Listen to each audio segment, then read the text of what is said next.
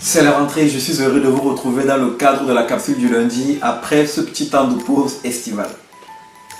Vous savez, nous sommes au mois de septembre, qui est le 9e mois de l'année, qui nous permet en fait de commencer la dernière phase, la phase terminale de l'année.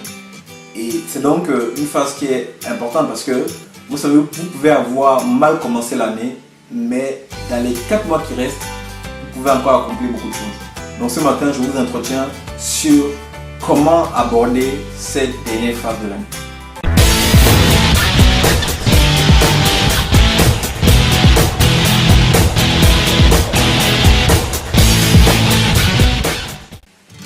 Bonjour, ici Henri Missola, développeur de potentiel. Je vous souhaite la bienvenue à la capsule de ce lundi et j'espère sincèrement que peu importe où vous me suivez dans la francophonie et en dehors de la francophonie, j'espère que cette capsule vous retrouvera dans une forme magnifique.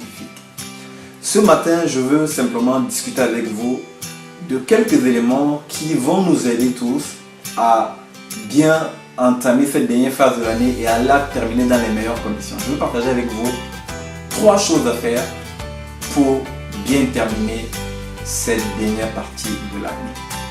La première chose que je veux partager avec vous, number 1, c'est simplement de vous donner une direction claire pour cette fin d'année. Vous savez, la première partie, on va dire la grande partie de l'année est passée, donc vous avez les vacances, là maintenant vous êtes de retour.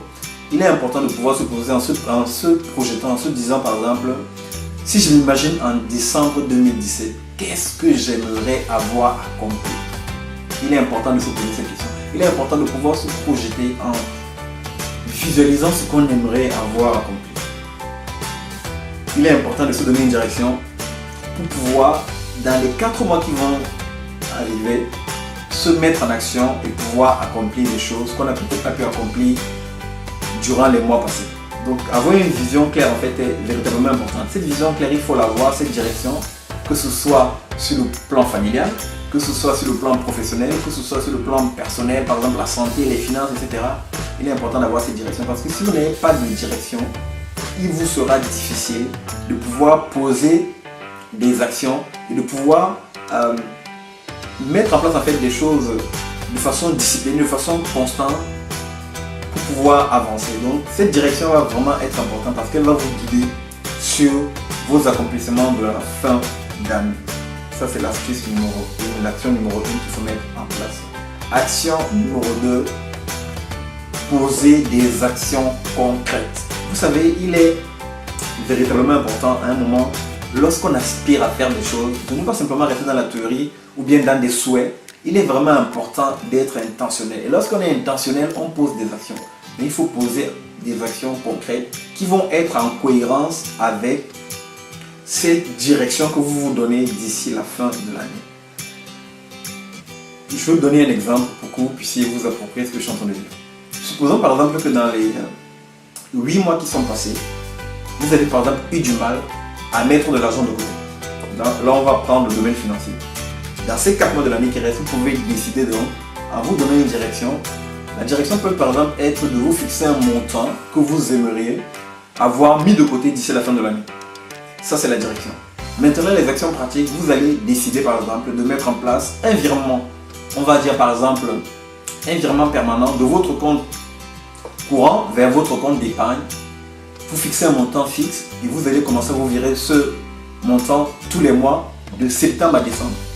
Voilà une action concrète que vous pouvez mettre en place pour pouvoir atteindre cette vision, pour pouvoir mettre en application cette direction que vous vous donnez pour les 4 mois restants.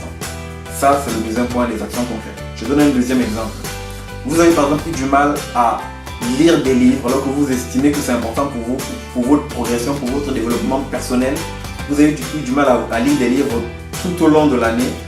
Vous pouvez donc décider à partir du mois de septembre jusqu'en décembre, par exemple, de lire 2 livres par mois.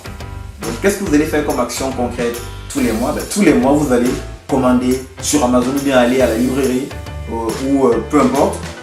Commander donc des livres et vous allez commencer à les lire. Ça, ce sont des actions concrètes que vous pouvez mettre en place.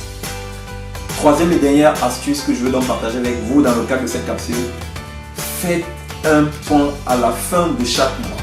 Vous savez, lorsqu'on se donne une direction, on ne va pas attendre la fin de l'échéance pour vérifier si nous avons pu accomplir ce que nous voulions accomplir. Donc faites un point tous les mois et ce point va vous permettre à la fois de vérifier ou encore d'évaluer les points positifs que vous avez pu mettre en œuvre dans le cadre donc, de la direction que vous vous êtes donné dans ces 4 mois restants. Donc vous allez également voir les points négatifs, mais je les appellerai plutôt les points d'ajustement sur lesquels vous allez vous appuyer pour pouvoir mieux faire le mois d'après.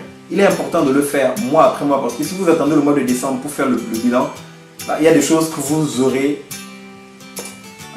laissé passer en fait et que vous n'aurez pas le temps de corriger. Donc faites le bilan mois après mois et si vous mettez en place ces 3 actions simples, ces 3 astuces simples, ces 3 choses simples que je viens de partager avec vous, je peux vous assurer que vous n'allez pas terminer votre année comme vous l'aviez commencé. Amis internautes, voilà ce que je voulais partager avec vous en ce mois de rentrée pour pouvoir simplement vous encourager, nous encourager tous ensemble parce que je considère également que ce que je vous partage, je dois également le mettre en pratique. Chers amis, chers internautes, d'ici notre prochaine capsule, sachez que je suis sincèrement reconnaissant de vous compter encore et toujours parmi ces hommes et ces femmes qui semaine après semaine me suivent et m'encouragent à faire ce que je fais. Je vous dis merci de tout cœur. À très bientôt.